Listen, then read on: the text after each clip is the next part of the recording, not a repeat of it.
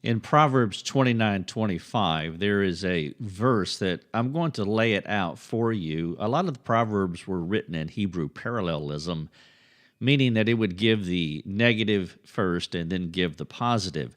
The verse in Proverbs 29:25 is about the fear of man. You may understand fear of man more as codependency or maybe peer pressure.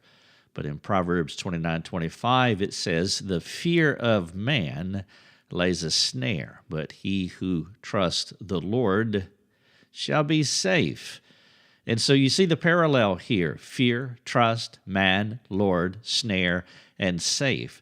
And so if you begin from a heart of fear, you cannot get to safety. Therefore, in order to work through fear of man, codependency, peer pressure, you have to start in your heart, and you have to address what's going on in your heart. Fear versus trust. And as trust or faith or belief begins to take hold of your heart, you'll begin trusting the Lord, and you will find yourself in a place of safety. The fear of man lays a snare, but he who trusts the Lord is safe. It's one of those verses that you want to memorize, and you really want to know how to unpack it, particularly as it applies to yourself, which is what I want to do in this video short. Fear of man. So I'm going to draw you a picture here, and there are three big pieces to keep in mind when you think about the fear of man. There is the little person you see on the screen, and then there is the big person. If you struggle with fear of man, guess what? You're the little person, and people are big in your world. Now, it doesn't necessarily mean that everybody is big in your world, but there are certain people that are big in your life. And the third person on the screen you see in the bottom right, just above our logo, is God.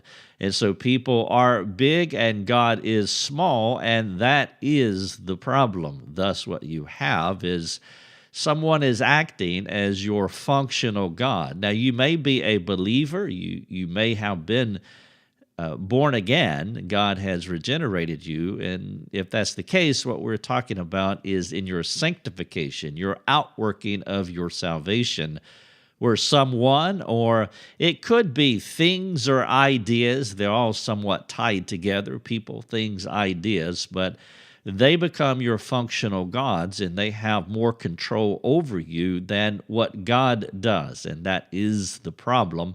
And you could say that all of this hinges on one question: will you accept me? Now, when you begin to think about fear of man, you want to address the idols of the heart. And so the big guy here on the screen, well, that's not really the problem that you want to address as far as a primary problem, because the primary problem is in the heart, as you saw on the previous screen. It begins with fear. There is a functional idolatry of the heart that needs to be addressed. Therefore, you need to address the functional idols. Now, I'm going to list some of the functional idols. Now, remember, the big person on the screen is really like a soda machine. He is a dispenser. He is the person that gives the little guy here what he craves, and that's really his primary purpose. And so in order to change, you have to address what the person is really craving. I've listed some synonyms here. What the person really wants, and this is 5 ways of saying the same thing. I've put this in synonyms because one of these may resonate more than the others, but they all do say the same thing. Will you love me, accept me, approve me, respect me? Would you count me as significant? Now, you can flip all 5 of these around and take it from a negative perspective, and you can say that this person does not want to be rejected. And so these are some of the heart idolatries that you have to address. And sometimes we give people the right to control us by craving those things from those individuals. And when we give a person the right to be the dispenser of the things that we want, love, acceptance, approval, respect, significance, or the fear of them rejecting us, then that person will become big in your life. And so what you want to do is that you want to begin to determine what is more important to you. And I want to use Jesus as an illustration here because he perfectly lived this out in his humanity. What we're really talking about here is it's a matter of opinions. What is your opinion of me? What do you think of me? And you have to determine, is God's opinion of me more powerful and more controlling than other people's opinion of me? Here's an illustration. Some people in your life, in Jesus' life, there was a man named Peter, and Peter sometimes struggled with Jesus, and even at one point he rebuked Jesus. At another point he left Jesus and chose not to follow him any longer. And if a person following you or a person always saying good things about you, if that opinion is more important to you than God's opinion of you, then people like Peter will have power over you. There was another person in Jesus' life in John 11 where Martha was basically rebuking Jesus because he wasn't swift enough when it came to helping out her sick brother who eventually died.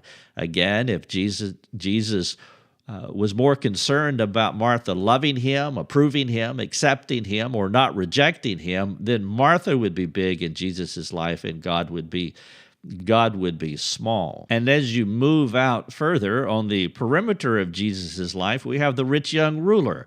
Jesus gave him some advice, and the rich young ruler essentially rejected Christ. Again, the only opinion in the room that really mattered to Jesus was what his father thought about him. Of course, there were the crowds, and that's many other people, and then the farthest out on the perimeter was the Pharisees. The Pharisees really hated him, but the thing about Jesus is that he was under the control of his Father, and that was the dominating opinion in his life.